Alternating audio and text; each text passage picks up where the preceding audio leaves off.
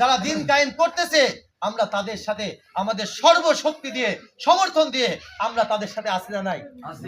আছি তো ইনশাআল্লাহ। ইনশাআল্লাহ সময় তো উপস্থিতি। এই জন্য এই কবরে আমাদেরকে যে যেতে হবে, কবরে যাওয়ার আগে অন্তত পক্ষে আমরা তো আল্লাহকে এতটুকু বলতে পারবো যে আল্লাহ, যারা তোমার কোরআনকে প্রতিষ্ঠিত করতে চেয়েছে, যারা তোমার কোরআন পার্লামেন্টে নিয়ে যেতে চেয়েছে, আমরা তাদের পক্ষে ছিলাম, তাদেরকে সমর্থন করেছি, ধরে বলেন ঠিক কিনা? সময় তো উপস্থিতি। তাহলে আমরা আল্লাহ পাক চাইলে হয়তো আপনাকে আমাকে মাফ করে কারণ কিয়ামতের দিন কঠিন বিপদের সময় আল্লাহ আপনাকে আমাকে বাঁচিয়ে দিতে পারে, ধরে বলেন ঠিক কিনা? সময় তো উপস্থিতি। এই জন্য আমরা সবাই এই দুনিয়াতে এসেছি, কে আমাদের পাঠিয়েছে? আবার নিয়ে যাবে কে? আল্লাহ। হায়াত যতটুকু দিয়েছে ততটুকু আমাদের থাকতে হবে।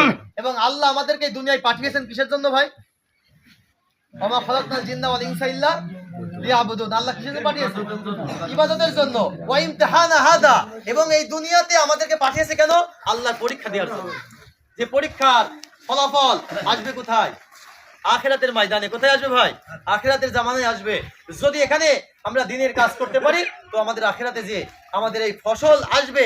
আর এই ফসল যেমন আমরা এই যে এখন ধান কেটে আনা হবে, কত সার দেওয়া, কত বীজ দেওয়া, কত কষ্ট করা, পানি দেওয়া, তাই না? করেন না বলেন? এই যে এত কষ্টের পরে এখন ধান আনতে হবে, আনার পরে যে ফসলটা আপনারা পাবেন, এই যে একটা কৃষকের একটা আনন্দ, ধরে বলেন ঠিক কিনা?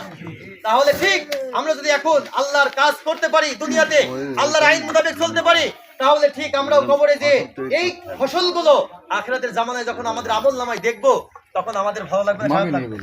ভালো লাগবে। এই জন্য আমরা যারা যত ভুলই করেছি না কেন আমরা সঠিক পথটাই অবলম্বন করব। কেননা হয়তো অনেকেই বলতে পারেন ইসলামী পথ যারা আছে, ইসলামী দল যারা আছে, তাদের তো কোনো শক্তি নাই, তাদের কোনো পাওয়ার নাই। ভাই, নবী যখন একা কালিমার দাওয়াত দিতেন তখন নবী কয়জন ছিলেন? একা ছিলেন, একা। মার খেয়েছেন, অত্যাচারিত সহ্য করেছেন, নবীজিকে বদদোয়া দিয়েছেন, আপন চাচা, আপন পরিবাররা সেই নবী কি দিন কায়েম করে আজকে গোটা দুনিয়া ইসলামকে প্রচার হয় নাই? হয়েছে না ভাই? তাহলে ঠিক তদ্রূপ যদি আমরা সেই নবী রেখে যাওয়া কাজগুলো যদি করতে পারি তো সম্মানিত উপস্থিতি, ক্ষমতার মালিককে আল্লাহ। আমাদের ক্ষমতা দরকার নাই, আমাদের দরকারটা কি? আল্লাহর আইন মোতাবেক চলা, ধরে বলেন ঠিক কিনা? তো এই জন্য আমাদের যারা চেষ্টা করতেছে, আমাদের তো সম্ভব আছে বলেন পার্লামেন্টে যাওয়ার? সম্ভব না। যেই বান্দাটা এমন একজন সৎ ব্যক্তি, যে মানুষটা চায় যে আমি কোরআন নিয়ে যেতে চাই, সেখানে ওই ব্যক্তির সমর্থন আছে, ক্ষমতা আছে, তাহলে তাকে আমাদের সাপোর্ট করা লাগবে, ধরে বলেন ঠিক কিনা? তাকে সাপোর্ট করে সেই জায়গায় নিয়ে যে এবার ব্যাস আপনারা যে সাপোর্ট করলাম, সে যে কোরআনের কাজ করতেছে সে একা সব পাবে নাকি? হ্যাঁ, এখন মনে করেন যে আপনাদের এই যে মিরপুর ভেড়ামারায় যে এমপি গুলো প্রার্থী আছে, যে ব্যক্তি কোরআনের পক্ষে আছে, আর যে বাতিলের পক্ষে আছে সে তো বাতিল পক্ষেই, আর যে কোরআনের পক্ষে আছে